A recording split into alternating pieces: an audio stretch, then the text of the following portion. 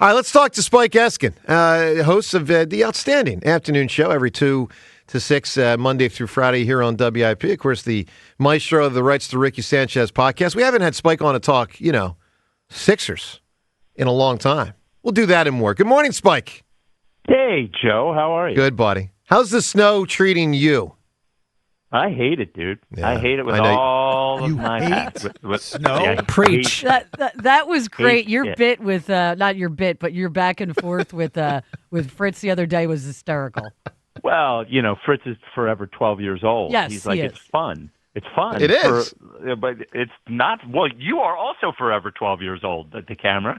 And for the grown-ups who have things to do and have to shovel it and get to work and all that, it sucks. It's horrible. I hate it. Well, I'm at work, and I also had a 7-minute Wow. ride, so it's, Deacon Americanville, not far away is right there. Deep Spike, America. Deacon America. Spike, what's going to win our Twitter poll today? Which side? I'm curious here. Twitter poll brought to us by Armin Chevrolet. It's Chevy Equinox month, in stock now. The truck Philly depends on. Armin has Silverados with huge Armin discounts together. Let's drive to arminchevy.com. Spike, do you like that it snowed this much? Will people say yes or no more in this poll? Oh, I think people will say no. We were talking about it on Friday, and there were tons of people saying they were excited for it. But there's a very big difference between the idea of it and the reality of it. I love and it. You wake up. Oh, but you. Okay, fine.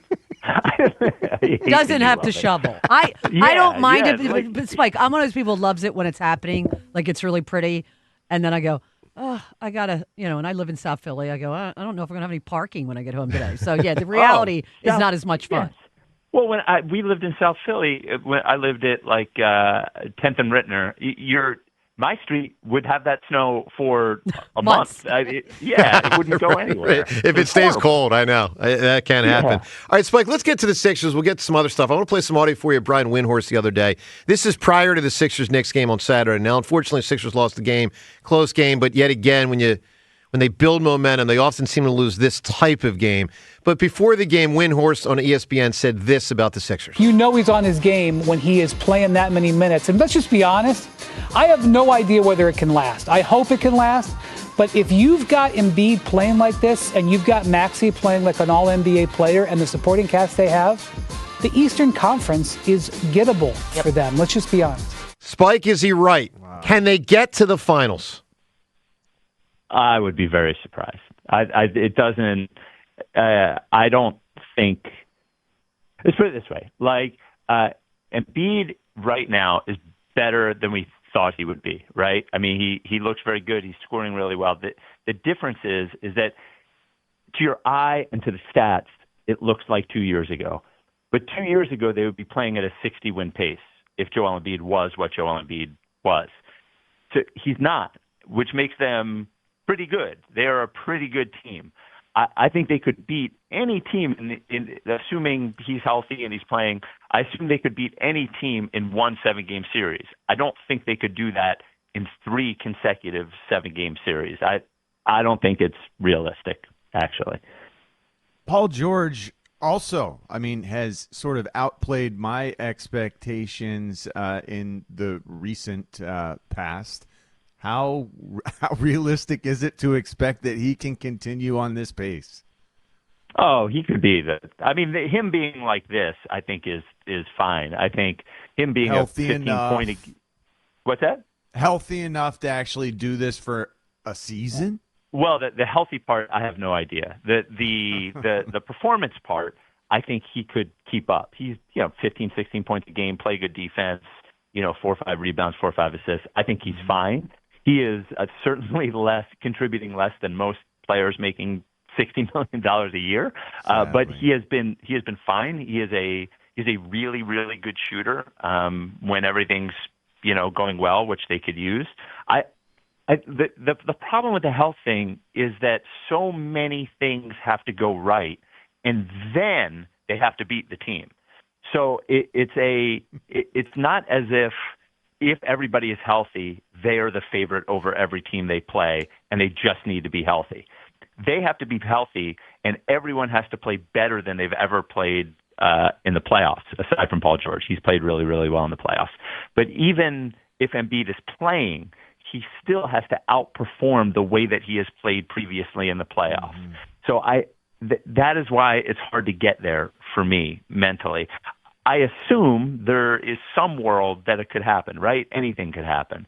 But if I am betting on those two things, if I am betting on Embiid and George being healthy enough and Embiid being better than he's ever been in the playoffs, betting on both of those things seems like a bad bet to me. I'm hopeful, but if you're asking me to put my unbiased analysis hat on, that's where I would. I agree, Spike. I'm getting increasingly excited, but also only to a certain extent.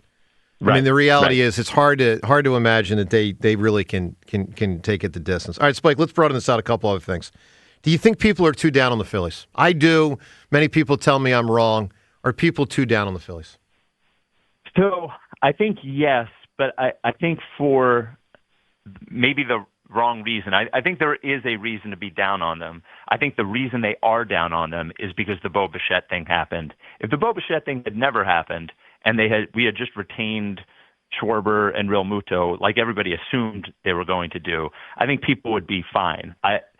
I would not have done those things. Like I think that this offseason was one to choose one of two directions, both difficult, one expensive and one might be bad for PR, right? Like I think they could have pivoted and not spent, $200 million on guys that are heading into their post prime and start to look toward the future and make some hard decisions like the Mets did. Or I think they could have gone all in, re-signed those guys, and made sure they made significant additions to the team, to the roster, to make sure that they were competing at the highest level they could. They didn't do either of those things. So, but all that said, do I think they can be a 90-plus win team and make the playoffs? I do. I just don't know that there's reason to be more excited than last year.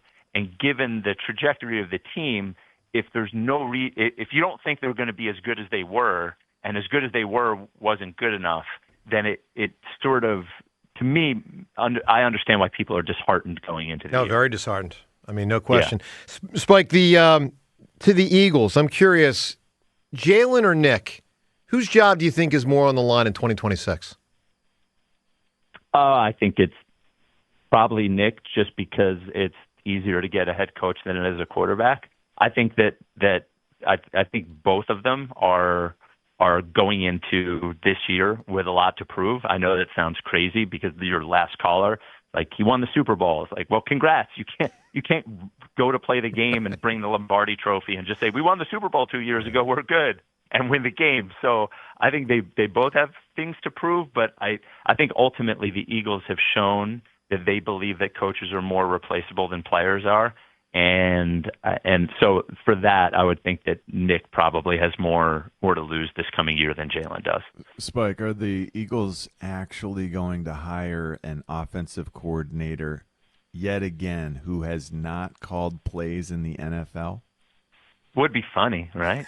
That would be trolling at its best, Spike. Man. Now, Spike, the funniest thing would be if they hired Petullo, but keep going.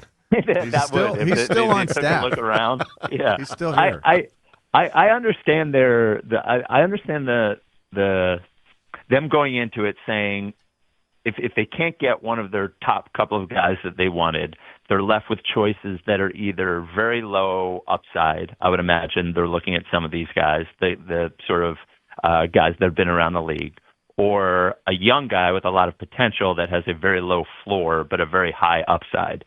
The thing that I wonder about them, and I would understand why the front office would be really interested in a younger guy with a ton of upside, is that upside does not present for the Eagles is the issue. Is that if the guy comes in and does great as offensive coordinator and they assume they're not firing their head coach, then the upside of that coach is to go be a head coach somewhere else. Yeah. There's such a dearth of good head coaching candidates right now that if somebody comes in here at 31 years old and fixes the passing offense for the Eagles, that coach is going to immediately be a head coach candidate somewhere else. So I understand why they would be fascinated with the idea of an up-and-comer. I just don't know how that benefits the Eagles in the future. You know what I'm saying? I do. I'm very willing Yeah. to hire the old guy, even if he's slightly worse. I just am.